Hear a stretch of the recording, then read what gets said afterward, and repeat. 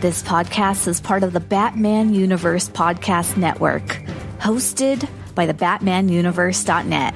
Check out everything related to Batman and the entire Bat family at the BatmanUniverse.net, including news and original content related to comics, movies, television, merchandise, video games, and more. Also, check out some of the other unique podcasts that TBU has to offer. Consider supporting this podcast by becoming a patron on Patreon. Even $1 can go a long way in supporting this content that you enjoy. Look for a link over at the BatmanUniverse.net to offer your support now. And now, on with the show. Gotham City, like any other large metropolis, abounds in girls of all shapes and sizes. Debutantes, nurses, stenographers, and librarians. Gotham City Library, Miss Gordon speaking. Lopez hair removal. This is Jose. Holy transformation. 1 minute, plain Barbara Gordon, librarian and Commissioner Gordon's daughter. And the next minute, something new has been added. Batgirl, modeled after her idol, Batman. Holy apparition! No, Boy Wonder, I'm Batgirl. You are no longer alone, Capes Crusaders. It took me 3 years to track down the Jade Gato, and 3 more to figure out how to steal it. Funny, it only took me 10 minutes to figure out how to snatch it back. No matter how you do it, crime doesn't pay girls.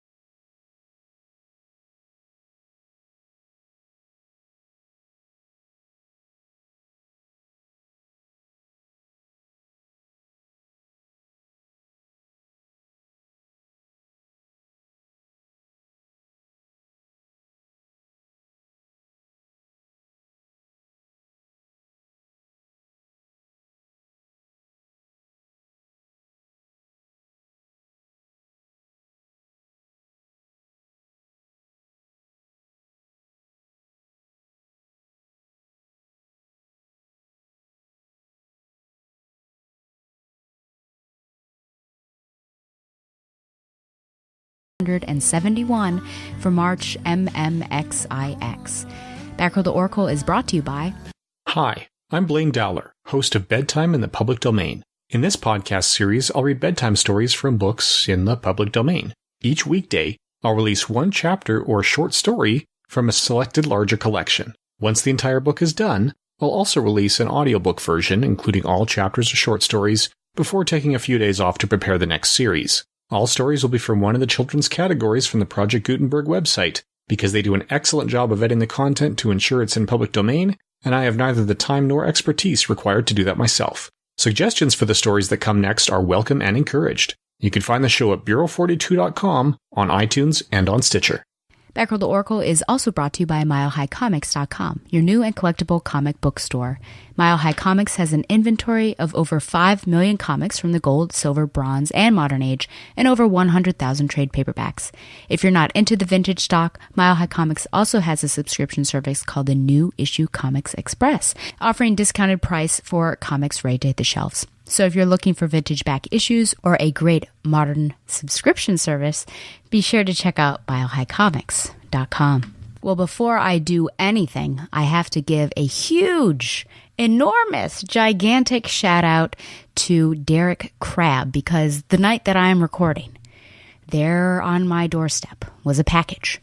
And Derek had warned me to, look out for something. And I thought, because in the past he's given me or sent me very kindly a couple action figures. He sent me an Iron Fist, the Burnside Batgirl, and right before the Spider-Man film came out, Into the Spider-Verse, he gave me a little ship or two back with Gwen and Miles. And I'm ever so grateful. So I thought, it must be that. But I saw the size of this box and I was quite nervous. I then opened the box, and my nervousness was justified. So I picked out, in fact, that statue that I jokingly pleaded with, the web for, people to just donate $1 or so here and there and buy me the Nightwing and Batgirl ultimate shipper statue. And so I told Derek, and I'll say it right here, that I am both angry with him and overjoyed at the same time. It is currently, I picked it out right away and basically drooled all over it, and then I cleaned up the drool and I put it on my bookshelf. So it is now on a new bookshelf that I actually recently acquired and built. So thank you, Derek. Speechless. Speechless would be the thing to say. So I am now a happy owner of the Nightwing and Batgirl statue. Well, two things have been on my mind recently, and they're not related at all. And both of them, however, have been causing me not necessarily consternation, but I think about it from time to time and consider it with myself, which is, this is why sometimes it's hard to have a solo podcast, which I know some people probably don't consider Batgirl at Oracle solo anymore because I do have so many guests on. But in this case, I am going to be by myself. So the two things are the Academy Awards and Fujiko Mine, which I told you they didn't relate at all. I'll start with the easier one. Actually, of the two, you can't really compare them. But Fujiko Mine, and it's funny because you say, I've been thinking about Fujiko Mine. And if you were a guy, probably there'd be snickering because there are probably a lot of people that are thinking about Fujiko Mine. But that is not the reason why I'm thinking about her. So just to give you a sense of who this person is, I have been watching Lupin III. I find he is a bit of a swarmy kind of guy, a lech, as I think I called him in the previous episode with Tom. But I find him a lot of fun. I think number one, he's super intelligent. He sees, I think, all outcomes of his heists. I think he is one of those thieves with the heart of gold because while some people have died on certain missions, he does not go out to look for fatalities and kill. And he gets in trouble. That's the farthest thing from his mind. I like his odd relationship with Jigen and Goemon, just these two guys that are so different. I mean, all three of them are really different and just they come together. And it kind of has the trope of Cowboy Bebop and Samurai Champloo and the fact that they're sort of always hungry or there's food and everything. And so Fujiko Mine is a part-time love interest, I guess I'd say, of Lupin. I feel like I asked this on Facebook, do you feel like these two characters are meant to be together? And I think it's one of those tough things because I feel like they might be, but also they'll never actually be together forever. I think it's one of those on again, off again, but maybe they're the best person for the other. And so I watched 4 was what got me into it. I just took a chance on this. I did some research. And sometimes series overwhelm me just with the sheer number of episodes that they have. And so I just jumped in with 4 because it seemed like it'd be an okay jumping on point. I think before that I had watched The Castle of Cagliostro. And then I watched some of 2. And I watched Lupin III, The Woman Called Fujiko Mine, which was interesting all on its own.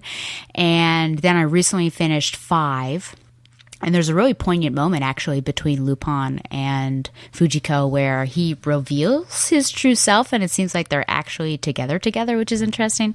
And then I recently went back, and there are 2 offshoot movies or one-shot movies, I guess, that connect to the Fujiko Mine, Woman Called Fujiko Mine mythos, I guess I'll call it. And so it's just darker and a little more brutal, and one follows Jigen and one follows Goemon. But, throughout, and a woman called Fujiko Mine is really ramped up sexually, I would say, more nudity-wise. There is sex. There's kind of a weird scene between her and Zenigata, which is, I just can't ever see those two getting together for whatever reason. But the reason why I'm thinking about Fujiko Mine is I feel like she's such a complex character that I can't necessarily put my finger on it. And it's interesting because the school that I teach at, there are senior theses, and teachers can sign up now. Before it was mandatory, but teachers can sign up to be mentors to some of these seniors. And one of them I knew was going to do a thesis on anime, and that it should be a part of high school curriculum in some fashion. And so one of the antitheses, of course, for her paper is that there are several shows or instances where characters are over-sexualized. And so I think about that with Fujiko Mine, because absolutely you could check that box. I mean, a woman called Fujiko Mine, she was, at least bare-chested for every episode. And the way that she uses her sexuality is also interesting. So on the one side, you could absolutely say this character is over-sexualized. Look at how she's drawn. Look at how Lupin reacts to her, things like that. But on the other side, you kind of wonder if she's actually an empowering character, because she uses that. She knows that that is her power. And I think she said something pretty powerful in Lupin, the Third Part 5, where one of the characters, Ami, was saying something, I think it was about Fujiko and how she was using her sexual prowess. And Fujiko turned to her and said, an athlete, do you judge an athlete for how they perform and things like that, or the skills of somebody else? So she very much sees that, her beauty, her sexuality, as her skill set, and she's not afraid to use it. And that's I feel like that's pretty interesting, and I think it could be, in a sense, very powerful and empowering for a female character. But at the same time, if you were to watch A Woman Called Fujiko Mine, you would also see that her past, in that continuity, because I don't know if this is true throughout, I've not read any of the manga, her past in that particular continuity was filled with sexual assault as a small child. And so once that revelation hits, I think it turns how she uses her body very differently, because all of a sudden, I think it's more of an effect from that trauma, and you have to sort of rethink what she's doing, and maybe actually it's not very healthy, what she's doing, and it's not empowering, but perhaps that's all she knows and that's all she grew up with. So I don't know. I wonder, if any of you listeners out there are fans of Lupin the Third or Fujiko Mine, what you think about her, or about, how she uses her beauty and her sexuality. There's no doubt that, she is absolutely sexualized. Some of the series do better, I think, than others at not ramping it up. I don't think it's ever played down, but some ramp it up very high. But, I do find her an intriguing character. Obviously, sometimes it's distracting with how she's drawn and everything, but I like her play with Lupin the Third. Of course, I'm a shipper, so there you go. And yeah, I just think it's fun. She doesn't take crap from anybody, and she's got her smarts as well. And I think she's a pretty cool character. But I do just consider or think about her. So if any of you are experts on Fujiko Mine, let me know what you think about her. And is it empowering, or is it just that shouldn't be like that at all? So the other thing, of course, were the Academy Awards. So, didn't relate to Fujiko Mine at all. This was an exciting time. So each year, I shouldn't say each year, but, I probably see maybe one or two of the best pictures just because I have interest in seeing, a film that is highly lauded, or I have interest in seeing a film period that I find interesting. And last year, I was actually really close to seeing all of the best pictures. I think I didn't see Phantom Thread because it didn't seem interesting to me. And then I feel like there was one other, but I don't recall This year, I really wanted to try to see all of the best pictures. And I was shocked, actually, that a couple weren't on there, like First Man and If Beale Street Could Speak or Talk, If Beale Street Could Talk. I saw First Man. I rented it from Redbox. Beale Street, I almost was able to see it, but there was a mix-up on the times. I ended up seeing The Wife instead, which was actually a really good film, so I didn't miss out anything there. But this year, and I don't know if Regal does this all the time, but Regal had this deal where you pay $35 and they have a list. It's about, I guess you have 10 days to watch those 5 films, and they just have it like 1, 4, 7, and 10, and they rotate in to where you can see all the films. Now, I had already obviously seen Black Panther. I rented Black Klansman, as I call it, Black Klansman, from Redbox, and I had seen Stars Born with my momsy. So I was already 3 down, and I only needed 5 more to go. Did I say 5? So there were 8. There were 8 best pictures. They did not include Roma, however, on the Regal, probably some sort of Netflix thing. So I got this pass. I convinced a friend to go see all of them except for Green Book. And I am so glad I got to see all of them. You know, I have opinions on all of them, but it was also fun because I got to sit and watch the Oscars, and I felt like I had some skin in the game. And I would also like to say that I feel like the Oscars were the best that they have been for a while without the hosts. I just felt like it was streamlined. They were actually showing awards not during commercials, because I think when they do that, it's almost disrespectful, because, you know, it's saying you don't matter as much, or this category doesn't matter as much, so we're going to put it in a commercial. So I'm glad that they didn't do that. So for Best Picture, I personally wanted A Star Is Born to win. And this is because I think, you know, number one, I have an emotional connection with the previous Stars Are Born, more so the Judy Garland. And also just because I thought it was really, really well done. It's so layered and deep with, you know, narcotics, abuse, and relationships between families, and not believing in yourself, or being told you're not good enough, and then, you know, finding someone who believes in you and breaking out, and then potentially being peer pressured and losing what made you special in the first place. Not necessarily losing it, but I think losing a part of what your message was, and finding sort of your true center of creativity, and really putting that. I just felt like there were so many amazing things with that I personally wanted that one to win.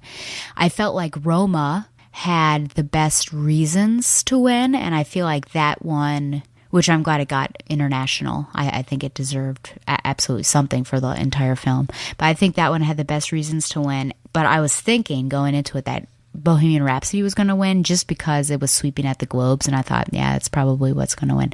So then, of course, Green Book comes out and wins. And I guess rumor is, I was told that Spike Lee got up and left once that happened. And people are upset. And somebody told me that they considered that, not the person, but the Green Book is considered a feel-good movie about racism. And I'm just astounded that I guess I've kept away. I try to keep away from stuff. I try to have my own opinions about things, and don't want to be shaded by other people. But I'm just astounded with all the negativity surrounding Green Book. I recently found out, and I'd have to do research, but someone told me, so one of my colleagues told me, that apparently the True family did not like the film at all. So I guess, you know, that's one thing against it.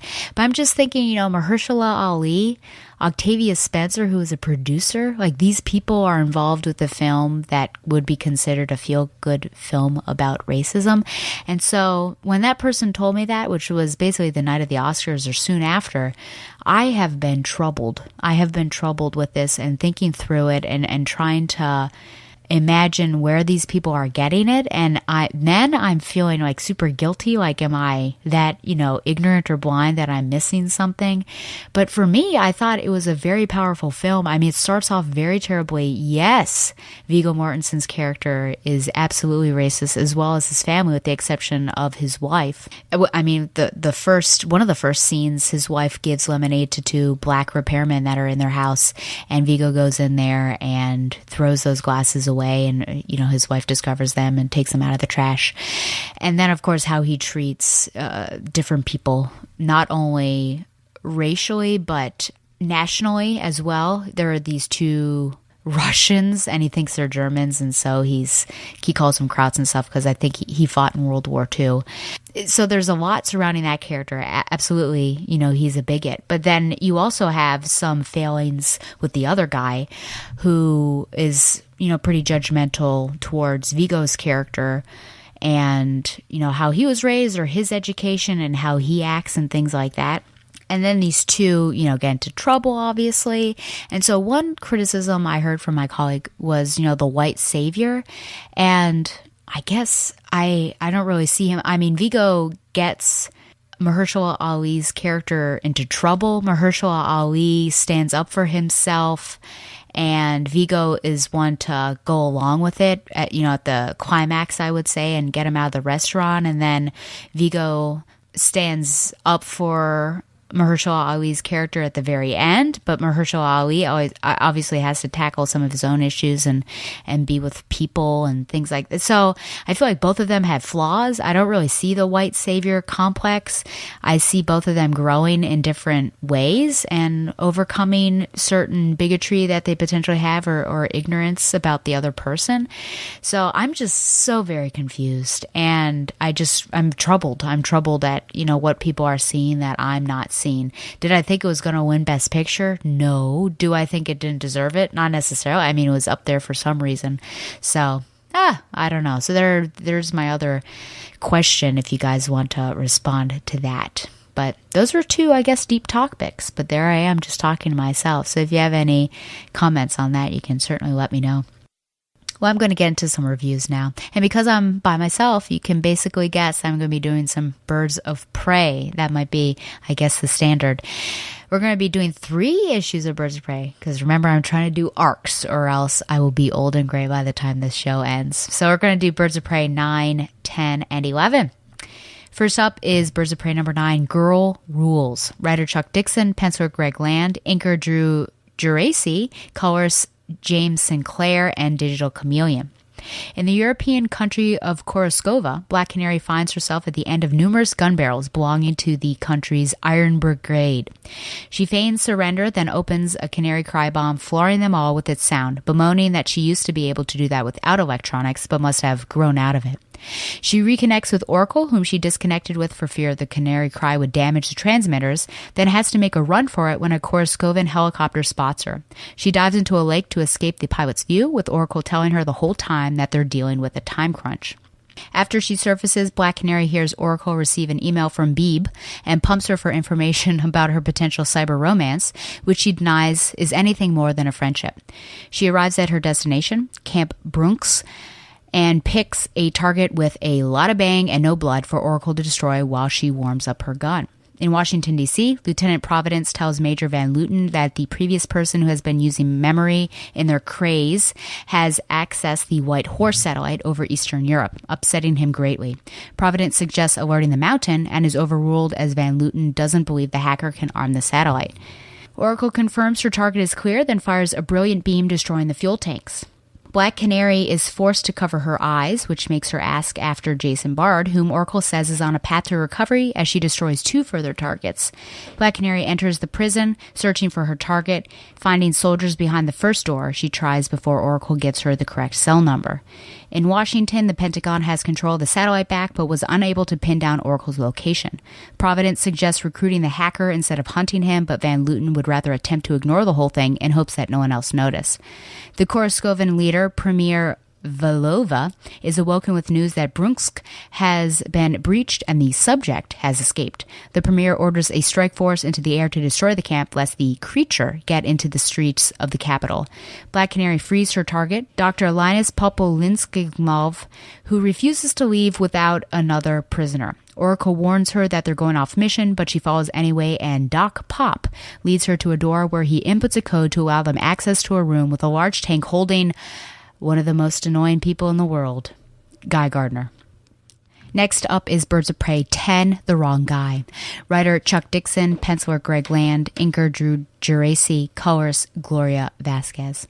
The Iron Brigade once again has Black Canary at the end of their guns, only now she has the Guy Gardner she's recently unleashed from the tank with her, and without hesitation he puts the lot of them down before they can fire. Afterward, she praises his fighting and jokes about his hair, and the man says to her that his name is Joe, not Guy. Oracle confirms that he's actually Guy's alien clone and explains that aliens kidnapped and cloned Gardner, infusing the clone with the original's memories and having him infiltrate the JLA. Once found out, the clone was supposed to be sent to the slab, but the Koroskovans purchased him with the intent of making him into a living weapon in an auction after he was stolen from the U.S. Marshals. Doc Pop admits to Black Canary that he volunteered to work on the alien weapon project, but was imprisoned when he tried to free Joe so he could go above and beyond the country's plans.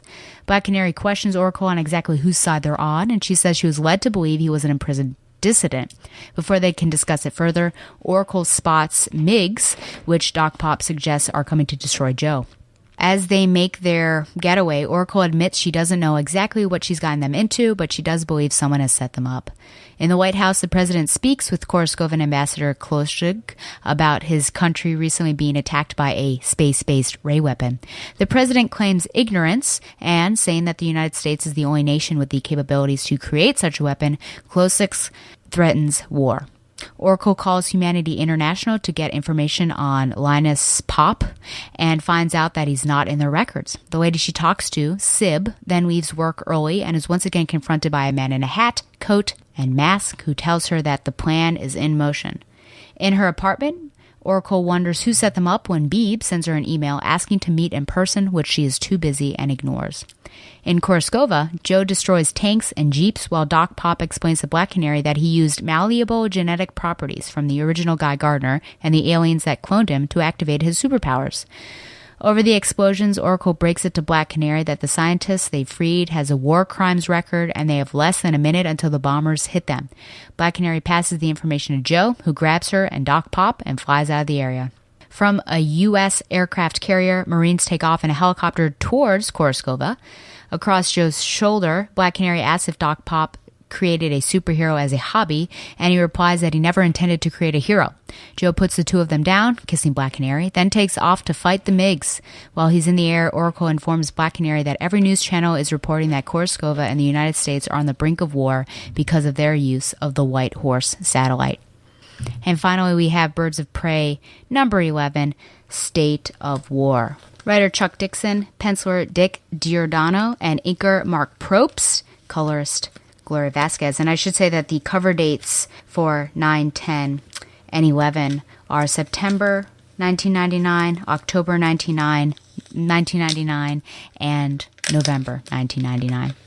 The Koroskovan Iron Brigade surrenders, there they are again, surrenders to the U.S. Marine Corps, which immediately brings in a biohazard team, though even they aren't sure what they're looking for. Joe Gardner, relishing in his newfound freedom, gets into an argument with Black Canary, who is upset that she has been tricked into freeing him and Doc Pop. He decides to leave her there, taking Doc Pop to begin their planned world domination scheme, which Black Canary is fine with. Hearing all of this, Oracle dashes to her transmitter and throwing some coffee away, and yells that Black Canary has to stay near Joe so she can help her target him with the White Horse satellite when it's back in range in 16 minutes, and reluctantly, Black Canary calls him back and has him take her with him. From the White House, the president issues a no-fly zone over the entire Krasnitraz-Belvia-Koroskova corridor to deter further aggression, forcing the nations into a standoff. The U.S. biohazard team discovers that there was metahuman genetics work being done in the base, but that he's gone now. Just then, Joe arrives, calling himself president for life and king of all, he surveys. Black Canary warns Oracle that now is the time, and they target Joe, but he survives the shot. Oracle says she has one more option, which will be there as fast as superhumanly possible, and a blue and white streak blasts over green hills. Joe turns on Black Canary, attacking her for setting him up and telling Oracle he's coming for her next. With his hands around Black Canary's throat, the Marines put their guns to his head while the streak flies over through a row of tanks. Black Canary punches Joe as her last words, breaking her hand. But before he can retaliate, the streak nears and Superman knocks Joe unconscious, burying him to his ankles in the dirt. He leaves, thinks the Black Canary having things to get back to. She asks Oracle why she was put through all of that if Oracle could have just called Superman at any time, and she says she didn't want to start an international incident. The Marines take Doc Pop into custody, bearing in mind Black Canary's words that he can likely help them lock Joe up, and plan to do the same to her until someone mentions that Superman called her by name, and they decide to let her go and even give her a ride back to the U.S. Sib is working late in the offices of Humanity International, alone but for the janitor, Ricky. The cloaked man enters and Sib tells him she knows the name he gave her as a war criminal, asking what he got her into. He asks if she's dissatisfied with their arrangement, and she replies that she has no choice and isn't sure he wouldn't kill her. The man tells her that he won't kill her, but she may wish he had. From the next room, Ricky sees a blinding flash, and when he checks, Sib is missing. To be continued on that front, but this is the end of the arc. Thanks to DC Wikia for the summaries on 9, 10, 11. I do first want to go through the covers and just talk about those a little bit. So 9 and 10, I would say, are my favorites. With 9, it's interesting because you've got a floating head, kind of a bust, I would say, because you do see the neck there of Barbara Gordon. And alongside that, on the left side, you've got her fingers on the computer, and straight down the middle, you've got the satellite with Dinah in action. With 10, I like 10 just because of the interesting, number one, a freaked out expression from Babs, which is probably true the entire arc. Babs was freaking out about something with Dinah, either not hearing her or we're off mission, all those things. But I like how in the reflection on her glasses, you actually see Joe Gardner on the left and Dinah on the right. And this is actually foreshadowing because the choking doesn't happen until the 11th, but you actually see the choking occur in the glasses on that. And then, of course, 11, you've got them in the air, which is a little bit questionable because you kind of wonder how Dinah got up there, but I guess Joe Gardner just pulled her up, and missiles all around them. And I forgot to say that in 9, there's a nice little reference to Saving Private Ryan, since it says Saving Private Dinah.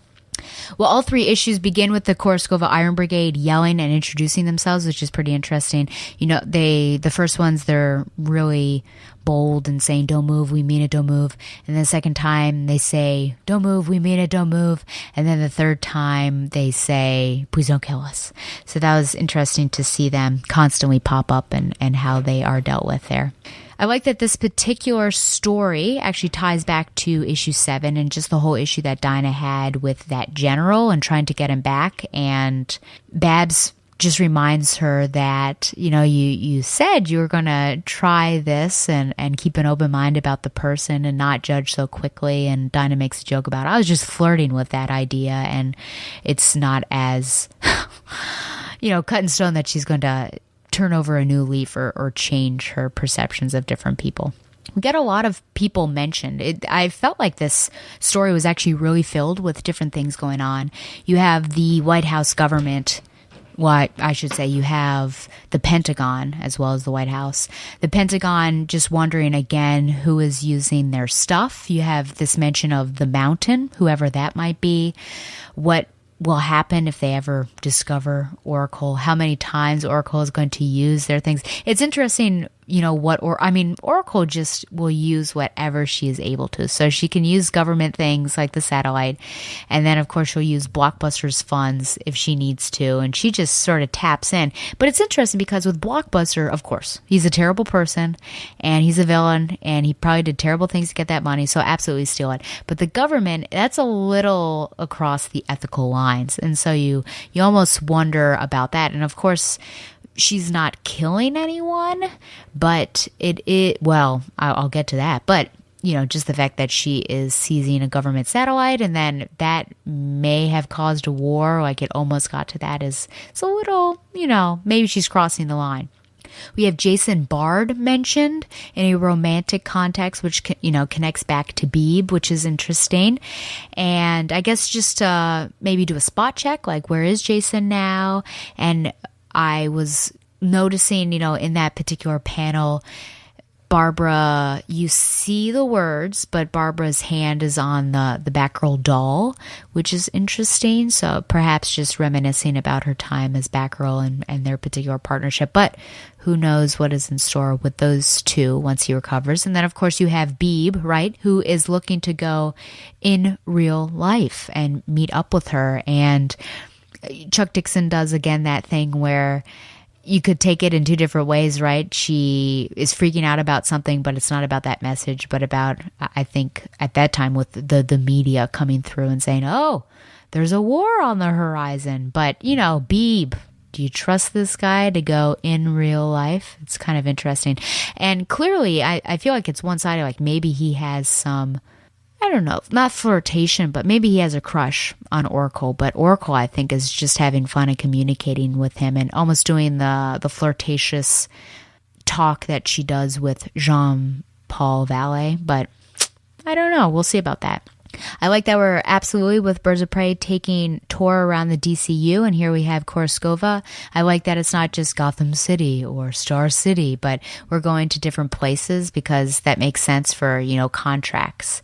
But then we have, let's talk about the contracts right now. So this is sort of the second shady contract. I feel actually there might be more. I'm surprised I haven't talked about this before, but really, where does Barbara get her contracts from? How is she vetting them? Because clearly they were set up, so something went awry with the tech and really figuring out and doing some investigation on Doc Pop. So something fell through there. But does someone ask for help and send something like, hey, you need to rescue this guy, he's a political dissident, go rescue him? But she didn't do research on Doc Pop, that actually he's a terrible human being.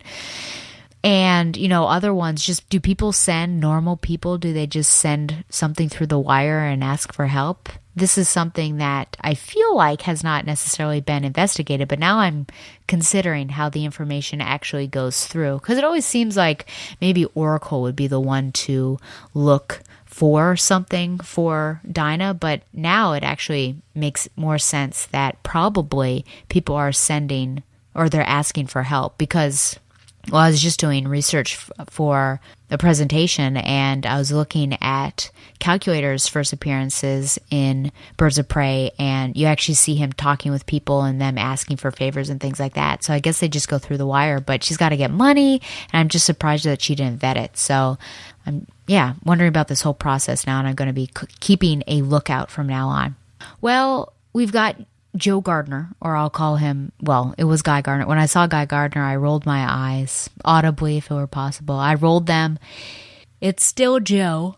He calls himself Joe. But one of my favorite lines actually was from Dinah where she says, you're just, a clone of a jerk. I couldn't stand it in the original form. And I thought, it's about right, Dinah. But when I saw him, of all people that would show up, of course, it would be him. Very interesting. Seems very similar to the Guy Gardner that I don't like. And then Doc Pop is very much a mad scientist. I could tell that right away, even before we found out that he was supposed to be charged for war crimes or had been charged for war crimes. So I thought, what a pair between the two of them. So interesting and kooky antagonists that we had in this particular issue. I loved seeing the frustration of Dinah, especially in part 3 where Oracle tells her she has to stay with Joe, and her just being so fed up that she's got to deal with all of that. And I think it really shows us, even this whole arc, I think we really see the disconnect of communication and what it means to be in the field versus what it means to be almost a handler, and how it's hard. It's hard to handle someone who's in the field and is seeing things that you're not seeing, and all Oracle really has is audio. And you have that from the very beginning of this arc where Oracle hates when Dinah goes offline. She's wondering what's happening. And Dinah, of course, has her sarcasm and her wit and everything. But there's clearly some tension there that if something doesn't change, that team could, break down. And I do know that something's going to change. But I think it's necessary that there's got to be some sort of crack in that wall, and they need to actually know each other a little bit better, because right now just having a voice on one end telling you what to do and not being able to see what that other person is doing, I think is pretty stressful. And I think that Dixon is able to really capture that in this particular mission. Superman appearing, a little bit of a deus ex machina, that the fact that he appears out of nowhere and solves the problem of Joe. And I'm very glad that Dinah asked the question about that. You know, if you had him all the time, why'd you make me go through all of that? And of course, I feel like Babs's comment or answer to that was a little tongue-in-cheek that, yeah, didn't want to cause an international incident. I mean, even her hesitancy in how it is written, I thought was pretty good. Knowing Superman clearly gets you somewhere. It's all about who you know. The only reason why Dinah was not arrested is because she knew Superman, or Superman called her by her first name, which is pretty interesting because I think that's only true for some people. If it were Batman, I don't know that necessarily anyone would take his word for it because people seem to just trust him in general. But it's Superman. I think that gets you places. With the Joe Gardner kiss, I wonder if that potentially is an example of toxic masculinity. Some food for thought there. And finally, of course, we've got this Humanity International. The woman there, Sib, and the shadowy figure. We're not done with them. Don't know what's happening, actually. I've read through these, but I don't remember them really at all. So this is actually kind of fun to be reading and reviewing them for reals this time, because it's almost like the first time because I just don't remember.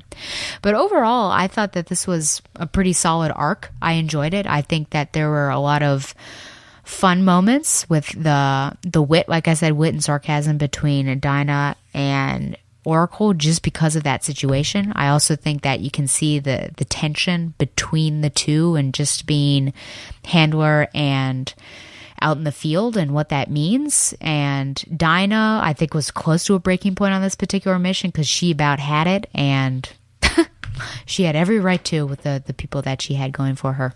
And then just some kooky villains like Doc Pop and, yes, even him, Joe Gardner. So pretty interesting, and I look forward to seeing how this... Actually, I was just about to forget a huge detail that I don't want to forget. I was about to the ethics. The ethics of the whole thing. I already said that I feel like maybe Oracle is crossing an ethical line by taking some government resources. I was also very concerned when it seemed like she actually wanted to kill Joe. I mean, she was zoning in, trying to get rid of him, I think was the verbiage that she used. What? What's that about? And this is very interesting, especially given the new issue that I'm going to be reviewing, where killing has got to be last resort, and it takes a piece of your soul, is basically what the New Age Barbara says, or that her father told her. So this is kind of, I mean, is it because it's a clone? Is there some deeper thing there where maybe Oracle sees a clone isn't necessarily a true human being, which brings into question a lot of things like Superboy and other people. But did she know that maybe it would just like knock him out, and so then they could tie him up and put him where he needs to go? So that was interesting. I feel like Babs did, in fact, cross some moral, ethical lines in this storyline, and I wonder what her true intentions were shooting the missile at Joe. So, I'm not sure. But other than that, very enjoyable arc, and I liked being in a different place. I like the world tour of the Birds of Prey. So I'm going to give this an 8.5 out of 10 birds. Well, next up, we have some listener email. Mail time. Mail time. Mail time. Mail time. The mail's here. Here's the mail, it never fails. It makes me want to wag my tail. When it comes, I want to wail. I actually only have one particular email, and it is from Ian Prime in response to episode 170. He says, I've listened to an interview with Tom King about Heroes in Crisis number 4, and he confirmed my own theory that Babs is using her own past experience to form a connection with Harley, rather than necessarily making a definitive statement about her current relationship about Batman, and then he has a smiley face emoticon. Are you going to get Detectives Comics number 1000? As for me, I'm not, and mainly because I've stopped reading Detective Comics, so I feel like picking up 1000, I would miss a lot. Though perhaps if I think there are supposed to be a bunch of guest stars in there that I actually care about, so maybe I will, just to see this milestone and what is in store for the Batman family. Back to his email. It feels like the current Batgirl run has Babs lose fights a few too many times. I know she can't beat the bad guy yet until the final issue, of course, but I would like to see Babs beating lesser henchmen during the lead-up issues instead of losing every issue to the same guy.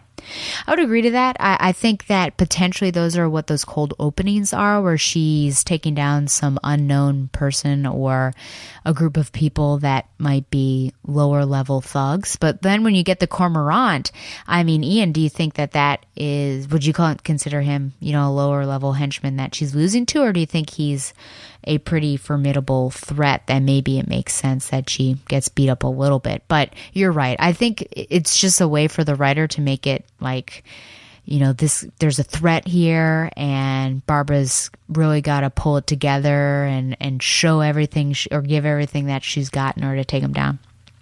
I quite like the new Batgirl look and the Catwoman goggles in Dark Knight Returns, smiley face emoticon.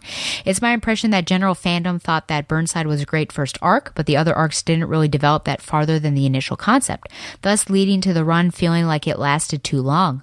And then Hope Larson took basically the same approach, but with less skill, for 2 whole years, and I think there's a real sense that Scott is striking a much stronger balance between Simone's darkness and Burnside and Larson's lightness.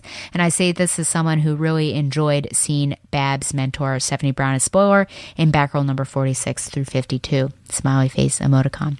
I love the Castle of Cagliostro. It's such a fun adventure. Yeah, I've got to watch that again. As someone who just finished listening to 2 different radio dramas of Oliver Twist, inspired by the new radio drama sequel Dodge and Twist, I think Dickens really depends on which novel you're trying. The novel that caused me to hate him was Tale of Two Cities, but years later, Little Dorrit caused me to fall completely in love with his writing.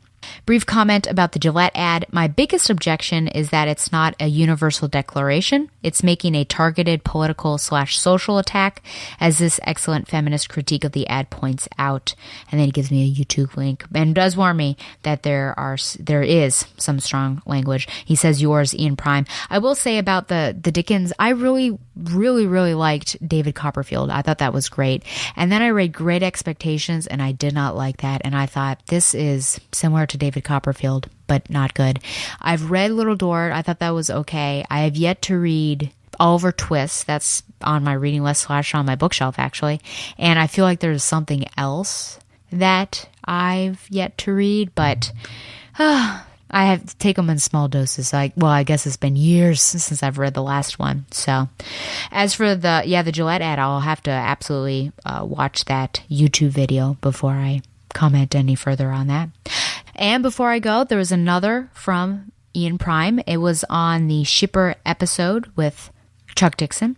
He says, amazing episode. So glad to hear this kind of analysis and reminiscing about such a great issue. Love the insight into how strong and complicated Barbara's character is and the storytelling process. And thank you for listening. That's certainly been one of my favorite moments on this show, just being able to talk about one of my favorite issues with the actual writer is so awesome. And I'm just so blessed with, this show and what it's gotten, what it's allowed me to do. I think it's just great.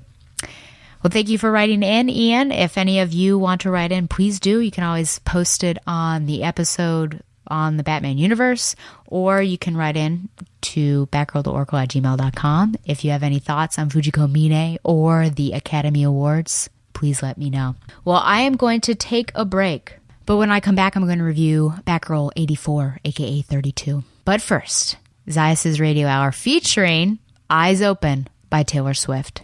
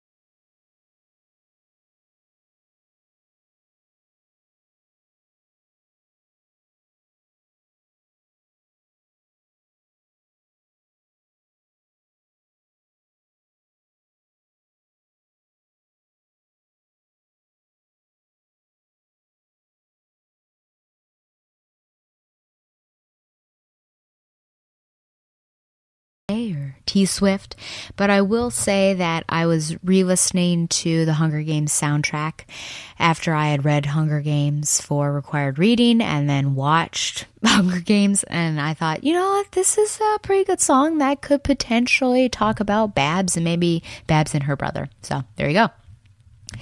Okay, here's our lone issue. It is Batgirl number 32/84, Old Enemies finale. Writer Margaret Scott, penciler Paul Pelletier, inker Norm Rapmund, and colors Jordi Belair. The beautiful Jordi Belair, as I say. The issue opens with Izzy wondering where Babs is, yet again, even if she is still posting using social media. Jason seems unconcerned, but Izzy fires some shots asking how Jason can stop Cormorant if he can't even keep tabs on volunteers. Bang, bang, shots fired. As Izzy leaves, Batgirl surprises Jason and they get into yet another argument. Jason mentions his injured leg at the hands of Batgirl, but says that he has changed. Batgirl wants to stick to business and mentions what she has learned about Cormorant, but Jason has also done some investigating. He will help Batgirl and tells her they should start off on a new foot. Batgirl says to just keep his mind on the goal and to also tell his security team not to shoot her. Meanwhile, Izzy and Viejo literally bump into Cormorant in his disguise as a janitor, and I guess they didn't look too closely because in the little trash bin by him are his gun pieces. Jason calls his team to let them know that Batgirl is in play, but unfortunately, Cormorant is also plugged in and decides the game is afoot. He gets dressed and shoots Batgirl as she is distracted with her algorithm, since that seems to be the thing posting for Babs. Oh, Batgirl, we barely knew you. Viejo is about to begin her interview when they hear the shot that kills Batgirl. Jason goes to protect Viejo and 2 security guards are shot while going to help Batgirl. Cormorant goes to the studio and Jason shoots him, though Cormorant wears body armor. Viejo even gets in a punch, but Jason's leg is shot. The good one? ? Viejo asks what Cormorant wants since he's about to kill her on TV. He says he gave up his ideologies a long time ago and needs to shoot her on TV basically to prove that he finished the job. Now, just as he pulls the trigger, a batarang interrupts the process and takes off 3 fingers. Cormorant is surprised to see Batgirl is alive, but she too was wearing body armor. Viejo field treats Jason while pointing his attention to the discarded gun, while Cormorant and Batgirl fight. Viejo is taken hostage and Batgirl tries to come to some sort of agreement, but is unable to before Jason kills Cormorant. Jason argues his side, that there is no way to trust Cormorant, and Batgirl is angry that she didn't get the chance. She knows that Jason is not different. Later, Babs is finally found by Izzy, who is still angry. Babs says she was hiding when the fighting started and is a little shaken up. Viejo says that Jason saved her life, then goes out to talk to the press, giving a strong statement of what she is bringing to Washington. Meanwhile, Babs considers that if Cormorant is just a bullet, who fired the gun? Continued next month with a special tie-in to the Batman Who Laughs miniseries, and I'm quite honestly not sure how I will deal with that since I'm not reading that. Well, to start off with the art, I would say that my favorite panel is page 14. At the bottom, you actually see the back of Batgirl when she's explained that she was wearing body armor and the bullet hole there that pierced through her suit, but not the body armor. But of course, I liked it. I liked that particular detail. I would also say that the variant cover by Derek Chu is also very beautiful. But I would ask why Cormorant would not take a headshot at Batgirl, especially since the previous page shows him at there, but actually shoots at her shoulder and her right shoulder, which is not where her heart is. Little strange that he would be a skilled assassin and not be able to take out a hit because he went for the shoulder. Not sure. Let's talk about Babs and her career as a volunteer for the campaign. How on earth is she still a volunteer? She's not getting paid, so that's probably the easiest person in the world to fire. And she's kind of let Izzy down / the campaign twice, or she's been incommunicado or not present. I feel like she should be fired, but she hasn't been. And even at the end, she calls herself a flake. She says, I'm sorry, I'm a flake. It was very Peter Parker-esque. And Izzy says, yes, but you're our flake. I don't know. You know, all of a sudden Izzy's coming around after all of the time that she's been super annoyed. Do you still believe that Cormorant's reason for being on TV is, of course, to publicize the shot and the killing of Viejo. In my opinion, now I've seen some assassin films. In my opinion, I feel like he could probably just take a picture of the dead body. It seems like that's the standard MO for people. In the assassin business, I wouldn't know. But, I feel like there actually has to be some sort of message there, though he may not be aware of it because he says that he's past the whole ideologies things and he just wants to be on TV. I wonder about Jason and whether he is at fault. Or perhaps it's just difficult for Batgirl to be open to what happened and what Jason is saying because of her particular feelings for him. She was trying to talk Cormorant out of it, and it did seem as if she wasn't getting very far. He does say enough talking, she dies now and you're next, and then Jason takes the bullet. I mean, you take a chance, you got a big chance. Viejo's there in the death grip. Could there have been a non-lethal blow potentially? You always see that in cop films and things like that. I don't know if I can necessarily fault Jason. I feel like Batgirl is really hard on him, and rightly so, because we've seen how his character is in this current continuity. But in this place, it just seems like a really tough situation, and I think Batgirl's heart is sort of overwhelming her brain and thinking. And then, it's more of like, I didn't trust you. I'm definitely not going to trust you now. And I think you're a terrible human being because you seem unaffected by the fact that you just murdered somebody. But, Jason, as I was going through my recap, I thought of something that was interesting in one of their first conversations in this particular issue when she pops in, where he kind of feels insulted the fact that she was investigating and she knows all about Cormorant. He's like, well, yeah, I can run fingerprints too. And then he says, I was the police commissioner for crying out loud. And you can't see her face. This is actually a pretty interesting panel here, but says, it doesn't mean you earned it. And then he's shocked and says, I didn't mean it like that. And this is interesting because in my mind, I was sort of passing over it and thinking about it. But in my recap, I just realized that this is an interesting and pretty bare conversation, as if it's not Jason and Batgirl, but Jason and Barbara. Because that is something that, yes, Batgirl probably would have been on the side of Commissioner, but the way she says it, the way she says that, seems like it's suspicious that she has more of an intimate relationship with the ex-commissioner at that time, Jim Gordon, than just, someone who fights with him. And Jason, I think that shocking face realizes that he may have flubbed up. So I've got even more of a suspicion that he actually knows that Barbara Gordon is in fact Batgirl. Guess we'll see. I do wonder, another question about Jason, of course, is whether he's truly responsible. And so this is another thing that goes maybe against my girl Babs. But Viejo is the one pointing his attention to the gun, fully understanding what that means, saying, I'm trusting you with this. And of course, she gets caught. I'm not saying that she intended to get caught or anything, but she gave him the gun. And I think obviously there are deep questions about who would be in trouble and that sort of thing. I'm sure that those are some questions that go on now, right? If someone sells a gun to somebody, are they responsible or just the shooter? Things like that.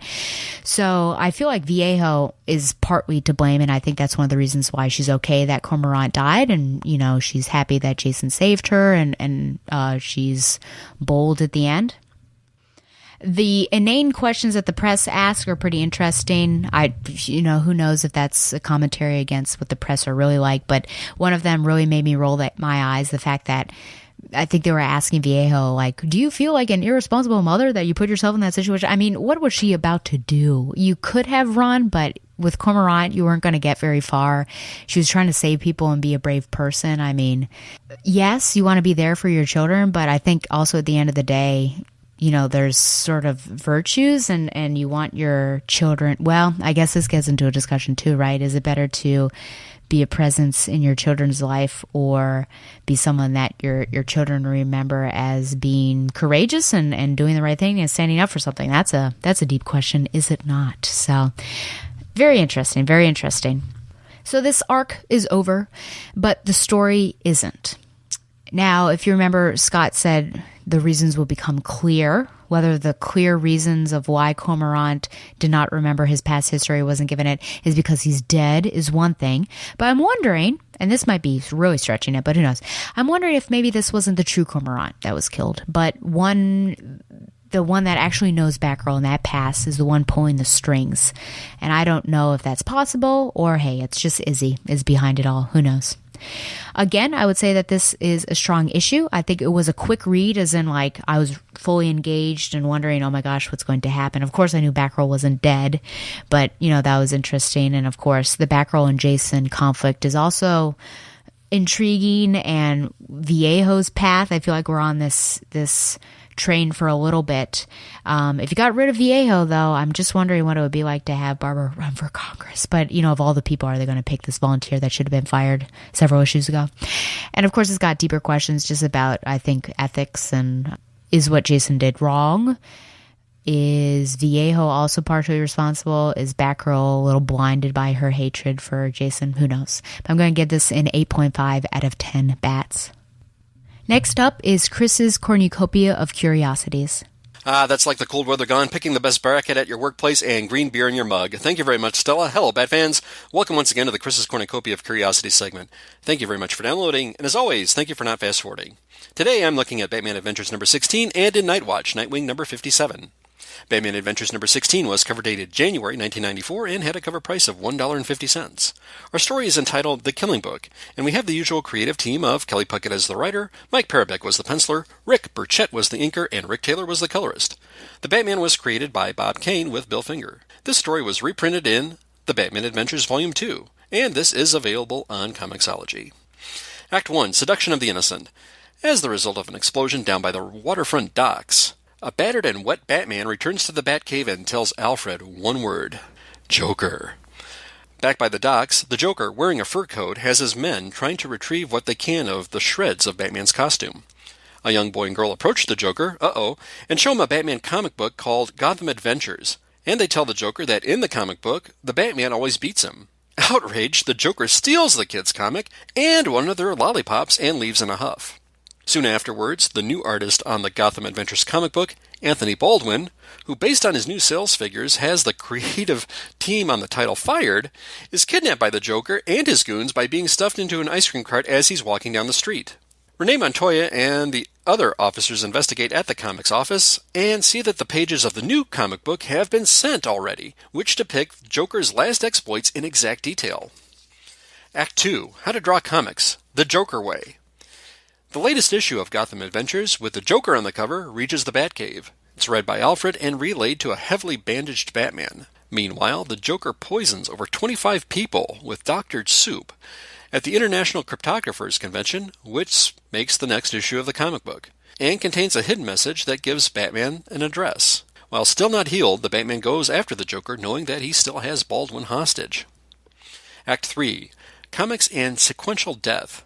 That night, Batman arrives at the Gotham Pines miniature golf course. He sees a clown figure with a sign hanging from it that reads, "Pull my finger."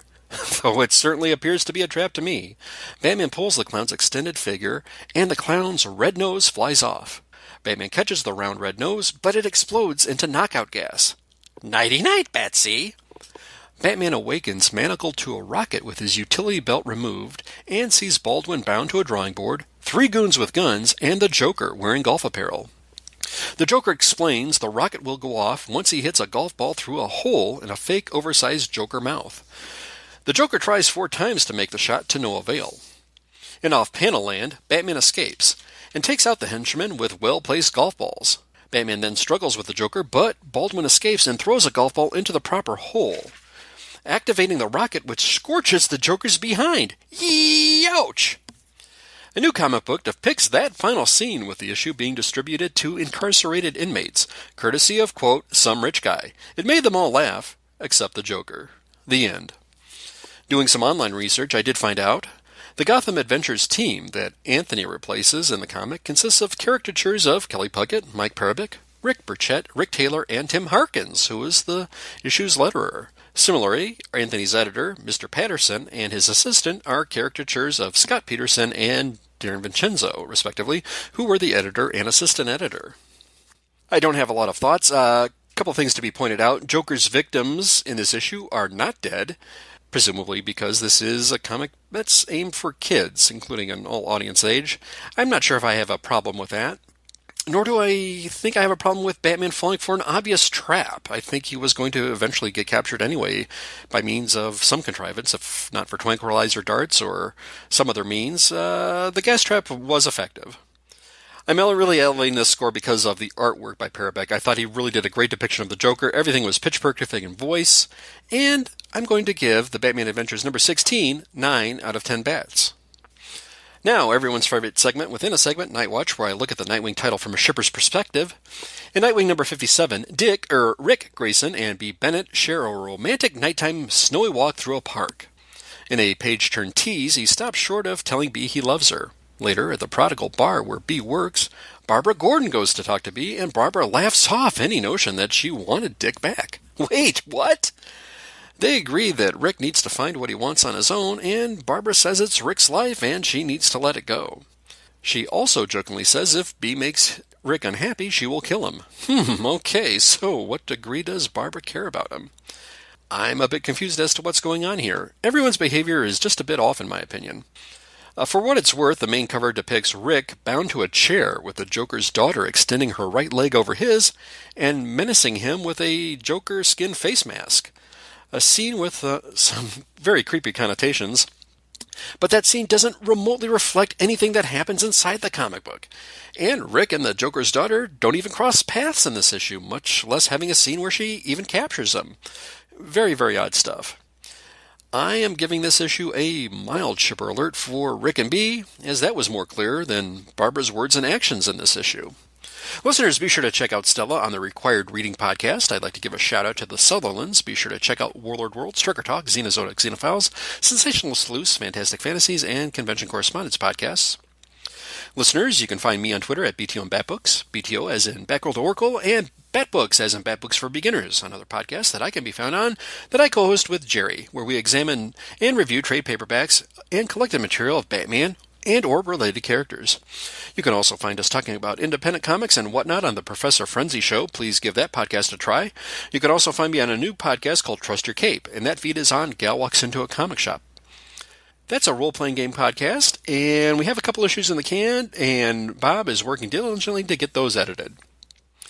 Please feel free to leave any comments for myself on this segment or for the podcast itself on the TBU website, and please consider giving us a good review over on iTunes. If you'd like to lend your support to the Batman Universe website that has news, articles, editorials, and a fine family of podcasts, you can make a donation on Patreon or a one-time donation by PayPal by following the links on the Batman Universe website homepage. Thank you very much for your support. If any of you out there want to contact me directly, I can be reached by email at bruce.wayne@gothamcity.us. And again, thanks very much for your support. Who does Batman go after in the Arabian desert and why? What villain intends to bomb the Antarctic, causing floods to wipe out 90% of the Earth's population? What member or members of the Bat Clan infiltrates the League of Shadows and why? Don't fail to listen to the next podcast where the answers to these swanky, sweltering, swollen, swarthy, swashbuckling sweets will be swayfully sweeped swiftly next time. Same Batstella feed, same Batstella site. Thanks, Chris. Now it's time for my anime watch list. If you remember, I recommend 2 animes, a movie, and a series, and I let you know whether it is new anime viewer approved. First up is the series. It is called Orange. Came out in 2016. 13 episodes, about 22 to 24 minutes each. Naho Takamiya's first day of her sophomore year of high school is off to an uneasy start. After waking up late, she receives a strange letter addressed to her. However, the letter is from herself 10 years in the future. At first, Naho is skeptical of the note, yet after witnessing several events described to take place, she realizes the letter really is from her 26-year-old self. The note details that Naho's future life is filled with regrets, and she hopes that her younger self can correct the mistakes that were made in the past. The letter also warns her to keep a close eye on the new transfer student, Kakeru Naruse. Naho must be especially careful in making decisions involving him, as Kakeru is not around in the future. With the letter as her guide, Naho now has the power to protect Kakeru before she comes to regret it once more. It's both dubbed and Japanese. I would say that this is new anime viewer approved. The only science fiction-esque aspect is the fact that they were able to send these letters back. There were a couple twists. I would say one major twist, and then the second time it happened, I was like, okay, I see where this is going. But I enjoyed it. I enjoyed the characters, but there was a bit of like some self-destruction going on, which I can't really spoil too much, but I kind of wondered about it in the end. The end is a little open, and then I watched the film. There's a film after this that follows one of the characters, a different perspective, a character with a different point of view, I guess we'll say, a different POV. And first of all, there was a lot of recap. But then after that, I was afraid that it took a turn that I did not want it to take. But then it turned out to be a dream, and then maybe these two characters that I won't say stayed together in the end. But overall, I think it was pretty interesting. I really wanted Naho to be with one particular character instead of the other one, which I wonder if that's an unpopular opinion, because maybe you're supposed to root for the other guy, but who knows. And then the other thing I watched was a film. It was a Fathom event called I Want to Eat Your Pancreas. Indeed. 2018. It was about an hour and 48 minutes. Springtime. Oh, no. Anyways, springtime in April, and the last of the cherry blossoms are still in bloom. The usually aloof bookworm with no interest in others comes across a book in a hospital waiting room. Handwritten on the cover are the words, "Living with Dying." He soon discovers that it is a diary kept by his very popular and genuinely cheerful classmate, Sakura Yamauchi, who reveals to him that she is secretly suffering from a pancreatic illness and only has a limited time left. It is at this moment that she gains just one more person to share her secret. Trying to maintain a normal life as much as possible, Sakura is determined to live her life to the fullest until the very last day. As her free spirit and unpredictable actions throw him for a loop, his heart begins to gradually change. Both a dub as well as Japanese. Now, I know the title is super weird, I Want to Eat Your Pancreas, and probably will turn people off, but I will say it's new anime viewer recommended. I think very sweet tale, just this girl who shares that secret with that one person, and they're both able to impact each other. He's just like this recluse and very shy and introverted, and she brings something out in him, and they're able to go on like small adventures and hang out. And because I think he's safe for her, that she feels like she can trust him, and she's not really ready to share her secret to her best friends and things. There was a plot twist that I was not expecting, I will say, but I recommend it. I think that you will find it very enjoyable, and I just liked seeing the growth of both characters, especially our lead. So there you go. Finally, it's time for my literature recommendations. First up, it's Wild, From Lost to Found on the Pacific Crest Trail by Cheryl Strayed. At 22, Cheryl Strayed thought she had lost everything. In the wake of her mother's death, her family scattered and her own marriage was soon destroyed. 4 years later, with nothing more to lose, she made the most impulsive decision of her life. With no experience or training, driven only by blind will, she would hike more than 1,000 miles of the Pacific Crest Trail from the Mojave Desert through California and Oregon to Washington State, and she would do it alone.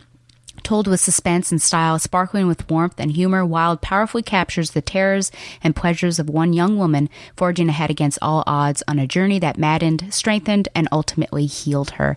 I did see the film when it came out with Reese Witherspoon, and it had been a while that I was interested in reading this, and I finally was able to pick it up and very much enjoyed it. It's a hard read with the things that she goes through, but very interesting also, just trail, and it got me excited to do something for that, but so brave. And that was back in the 90s. Whenever I read these road trip things like On the Road with Jack Kerouac or this, I always wonder, have times changed so much that it would be, dangerous to basically do that sort of thing alone. So that's the unfortunate thing about having to go out on your own there. Next up, Highly Illogical Behavior by John Corey Whaley. 16-year-old Solomon has agoraphobia. He hasn't left his house in 3 years. Ambitious Lisa is desperate to get into a top-tier psychology program. And so when Lisa learns about Solomon, she decides to befriend him, cure him, and then write about it for her college application. To earn Solomon's trust, she introduces him to her boyfriend Clark and starts to reveal her own secrets. But what started as an experiment leads to a real friendship, with all three growing close. but when the truth comes out, what erupts could destroy them all. Funny and heartwarming, highly logical behavior is a fascinating exploration of what makes us tick and how the connections between us may be the most important things of all. Really enjoy this. This was YA. Heard it as an audiobook, in this case, on my trip over to Snowshoe to snowboard and then back, and just gave it a chance because of what I read about it in the actual audiobook app.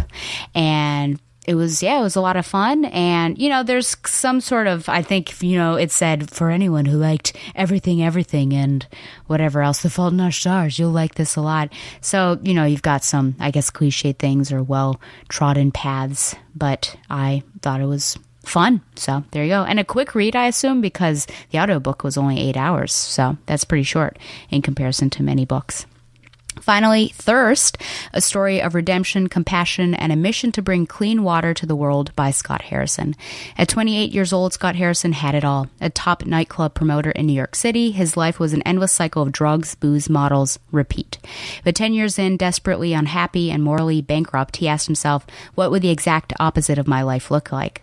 Walking away from everything, Harrison spent the next 16 months on a hospital ship in West Africa and discovered his true calling.